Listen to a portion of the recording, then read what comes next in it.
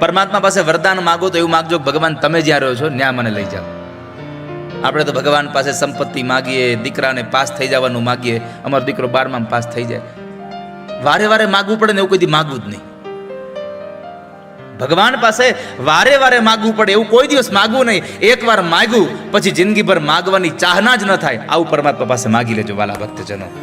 અને એક જ વસ્તુ છે, શું શું છે? ના, સ્વયં ભગવાનને જ માગી લ્યો, પછી બીજું કઈ માગવું જ ન પડે. હા, એને એકને જ માગી લ્યો. એક ધણી મગાય પછી હાહુ હાહરા નો મગાય, એ મફતમાં આવે. ખાલી એક ઘરવાળો માગી લ્યો કે એક ઘરવાળો મળી જાય, પછી કોઈ કીધું મને સાસુ હારે મળે, મને સસરા હારે મળે, મને નણંદ મળે, મને દેર મળે, ખબર જ છે કે આ ધણી હારો મળે એટલે બધું વાહે મફતમાં આવશે. એમ જો ભગવાન જેવો ધણી મળી જાય ને તો સંસારનું ભૌતિક અને અભૌતિક બધું સુખ તમારા સંસારમાં આવી જશે વાલા ભક્તો. એક પરમાત્મા મળી જાય એટલે પ્રભુને કહેજો પરમાત્મા આ અંતિમ અવતારનું મારું મંડાણ બાંધી દે. બસ જે જગતમાં સ્વાર્થ સમાયેલો છે ત્યાં હું રહીને કરું છું. અહીંયા બધા સ્વાર્થના સગા છે. એક બહુ સુંદર પંક્તિ આપી છે એમાં, ગાવ ગિરીશભાઈ, સરસ પંક્તિ છે.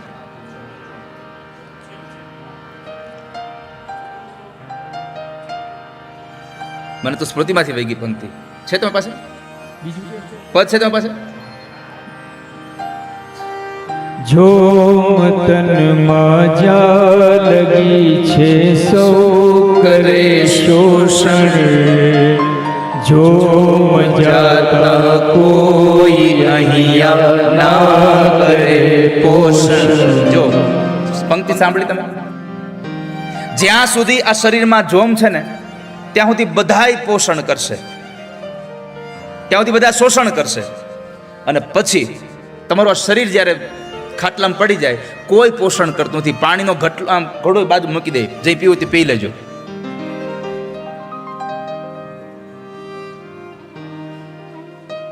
આ સંસારમાં આ સ્વાર્થના બંધનો કાપી દો.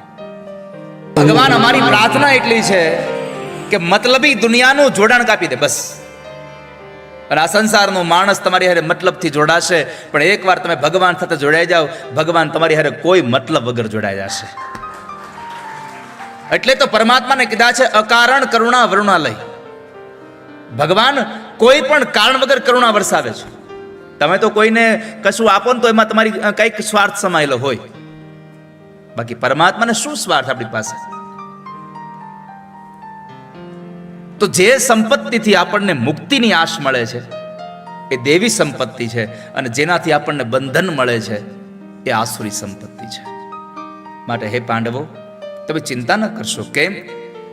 તમે બધાય દેવી સંપત્તિને લઈને જન્મ્યા છો. આજે તમે પણ આ દેવી સંપત્તિ તમારી પાસે આવીને એટલે તમે શ્રીલંકામાં આવીને ઠાકોરજીની કથા સાંભળી રહ્યા છો, ભગવાનની કથા સાંભળ્યા છો, આ ગુણાનુવાદને સાંભળી રહ્યા છો. પરમાત્માને જે પ્રિય છે એવી સંપત્તિ આપણને પ્રાપ્ત થાય, આવી આપણી જિજ્ઞાસા છે. હરિપ્રિયા જ માંગલ્યા. ભગવાનને જે પ્રિય છે એ આપણું મંગલ કરી શકે. પરમાત્માને પ્રિય એટલે ખાલી સંપત્તિ નહીં, પરમાત્માને જે કામ ગમે છે એવા કામ કરો તોય તમે ભગવાનને રાજી કરશો. ભગવાન રાજી થશે એટલે સંસારમાં તમારું બધું જ ઈચ્છિત પૂર્ણ થઈ જશે. હરિપ્રિયા જ માંગલ્યા. ભગવાનને જે ગમે છે એ તમારું મંગલ કરી શકે. પરમાત્માને શું ગમે છે? તમારી દેવી સંપત્તિ, એટલે કે તમે સારા કામ કરો એ ગમી રહ્યું છે. સંસારમાં આપણે પરમાત્માને પ્રાર્થના કરવી જોઈએ, ઠાકોરજી હું સમૃદ્ધ બનું, પણ તમારી પ્રિય સંપત્તિથી સમૃદ્ધ બનું એવી કૃપા કરજો. તમને જે ગમે છે એવા કામથી સમૃદ્ધ બનું. કોઈ માણસ ખાલી પૈસાથી સમૃદ્ધિ એવી વાત નથી. કોઈ માણસ વિચારોથી સમૃદ્ધ બને, કોઈ માણસ વાણીથી સમૃદ્ધ બને, કોઈ માણસ કોઈ દાન પુણ્યથી સમૃદ્ધ બને. સંસારમાં સમૃદ્ધ બનવા માટે ખાલી પૈસો આવશ્યક નથી. પૈસા તો ઘણા પાસે છે છતાં પણ સમૃદ્ધ નથી. આપણી સંપત્તિ કેવળ આપણને સુખ આપે એ સમૃદ્ધિ નથી. આપણી સંપત્તિથી જેને ઓળખતા નથી એને પણ આપણા દ્વારા સુખ મળે તો તમે સમજો તમે સમૃદ્ધ છો આ સંસારના. આપણી સમૃદ્ધિ બીજાને સુખ કરવા માટે હોય છે. તમારી તેજુરી ભરાયા કરે તો સમૃદ્ધ નથી તમે. તો તમે તો અમીર ગરીબ છો, તવંગર ગરીબ છો. જો તમારી સંપત્તિ તમને પોતાને જ રાજી કરતી હોય તો. દુનિયા સમૃદ્ધ થઈ જાય એ ઈષ્ટ છે, પણ પરમાત્માની સંપત્તિથી, પરમાત્માને ગમે એવી સંપત્તિ સમૃદ્ધ થાય એ અમારો આશ્રય છે. શ્રયતે ઇતિ આશ્રય. આવી શ્રીથી લોકો આશ્રિત થાય કે જે ભગવાનને ગમે છે અને એનાથી પરમાત્મા આપણને મોક્ષ ગતિ પ્રાપ્ત કરાવે.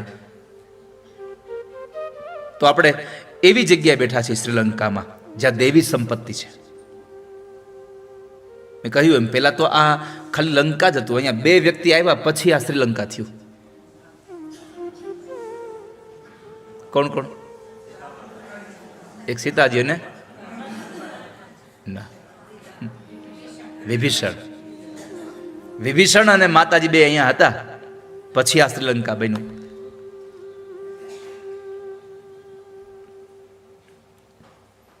લંકામાંથી શ્રીલંકા બન્યું. હવે શ્રીલંકાનો અર્થ શું છે એ તમને કહું. ખાલી તમે શ્રીલંકા એટલે શ્રીલંકા જઈ આવ્યા એવું નહીં. તમે કાલે ક્યાં ઉતર્યા એરપોર્ટમાં?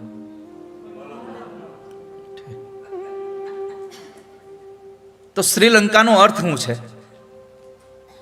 શ્રી કહેતા દેવી સંપત્તિ અને લંકાનો અર્થ છે મોક્ષની કામના.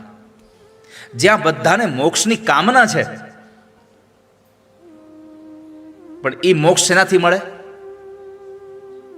શ્રી દ્વારા, એટલે કે દેવી સંપત્તિ દ્વારા જે આપણને મોક્ષની ઈચ્છાઓ થાય એવું સ્થાન એટલે આ શ્રીલંકા છે કે જ્યાં આપણને દેવીના આશ્રયથી આપણને મોક્ષ પ્રાપ્તિ થાય.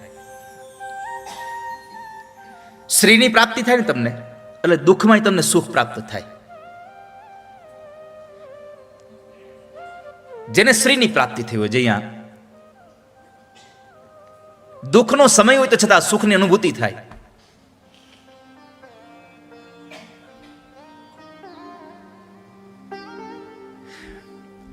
માતાજી જ્યાં સુધી